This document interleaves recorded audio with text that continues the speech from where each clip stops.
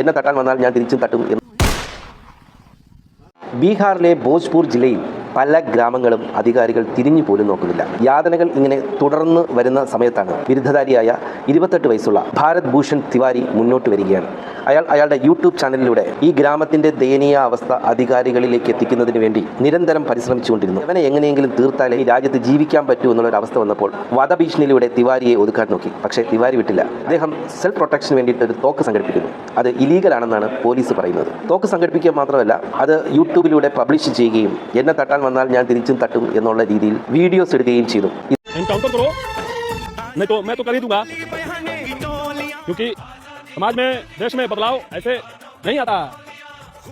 ഇത് പോലീസിനെ പ്രകോപിപ്പിച്ചു.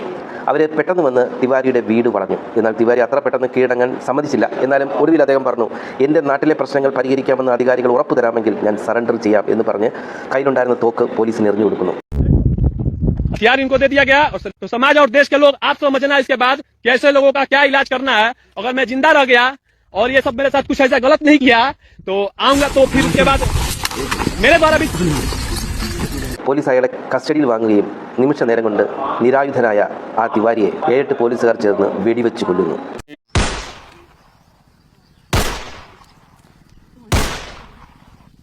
ഇനിയാണ് പലർക്കുമുള്ള സംശയം, പോലീസിന് കുറ്റവാളികളെ വെടിവെച്ച് കൊല്ലാനുള്ള അധികാരമുണ്ടോ? പോലീസിന് കുറ്റവാളിയെ വെടിവെച്ച് കൊല്ലാനെന്നല്ല, നുള്ളി നോവിക്കാൻ പോലുള്ള അധികാരമില്ല. ഒരാൾ കുറ്റവാളിയാണോ അല്ലെന്ന് തെളിയിക്കുന്നത് കോടതിയാണ്. ഇന്ത്യൻ ഭരണഘടന ഉറപ്പു നൽകുന്ന ആർട്ടിക്കിൾ 21 ജീവിക്കാനുള്ള അവകാശത്തിന്റെ നഗ്നമായ ലംഘനമായിട്ടാണ് ഈ വ്യാജ എൻകൗണ്ടറുകളെ കോടതികൾ നോക്കിക്കാണുന്നത്. ഒരു പോലീസ് ഉദ്യോഗസ്ഥനെ ആക്രമിച്ച് അയാളെ കൊല്ലാനായിട്ട് വേറൊരു വ്യക്തി ശ്രമിക്കുകയാണെങ്കിൽ സെൽഫ് പ്രൊട്ടക്ഷൻ എന്നുള്ള നിലയ്ക്ക് ആ പോലീസ് ഉദ്യോഗസ്ഥന് അയാളെ വകവരുത്താം.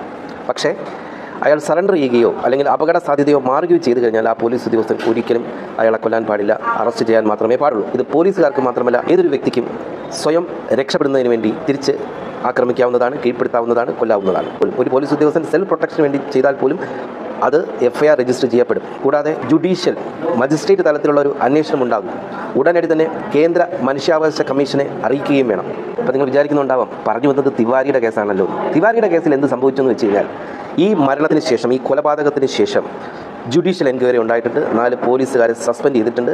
ഈ കേസ് CBIക്ക് വിടാനായിട്ട് സുപ്രീം കോടതിയിൽ ഹർജിയും പോയിട്ടുണ്ട്. പക്ഷേ ഇതിനേക്കാളും അപ്പുറം ആ ഗ്രാമത്തിൽ കാര്യങ്ങൾ വഷളാവുകയാണ് ഉണ്ടായത്.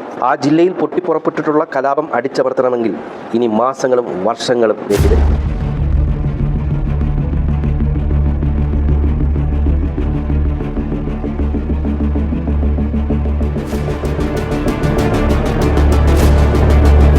ഞാൻ ആലോചിക്കായിരുന്നു, ഈ പോലീസിന് എന്തിൻ്റെ കേടായിരുന്നു.